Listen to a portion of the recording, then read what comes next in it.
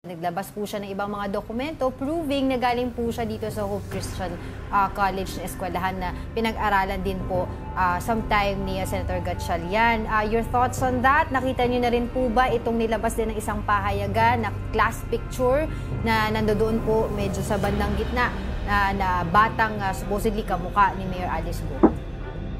Well, alam mo, ngayon, nowadays, hindi naman tayo lahat naniniwala sa social media publications kasi maraming photoshops dyan. I'm not saying na itong mga ito totoo, pero I'm not saying also that spurious to. Hindi ko rin sinasabing totoo to.